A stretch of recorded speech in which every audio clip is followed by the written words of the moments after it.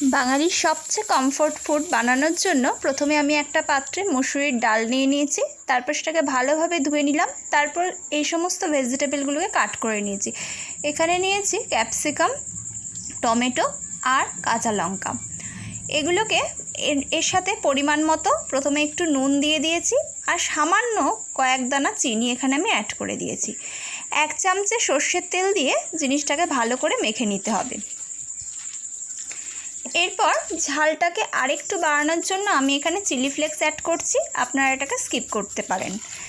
আর ডালটা যে আমি করব সেটা প্রচণ্ড গলিয়ে ফেলবো না, আবার খুব টাটু রাখবো না, তার জন্য এখানে আমি 1.5 বাটির মতো জল এখানে ইউজ করেছি। এবার দেখুন, এই যে এখন যে দেখছেন ডালটা খুব ডাটু আছে, এর থেকে আরেকটু আমি জিনিসটাকে গলাবো। এটা যতক্ষণ হতে থাকুক ততক্ষণ আলুর চোখার প্রিপারেশনটা করে ফেলি। তার জন্য একটা টমেটোকে আমি প্রথমে একটু পুড়িয়ে নিচ্ছি। আলু আমি আগেই সেদ্ধ করে রেখে দিয়েছিলাম। আলু আর টমেটোটাকে আমি পিল করে নিলাম আর সর্ষের তেলের মধ্যে 2টো শুকনো লঙ্কা আমি ভেজে নিয়েছি। একটু কাঁচা লঙ্কাও অ্যাড করেছি, আপনারা চাইলে স্কিপ করতে পারেন।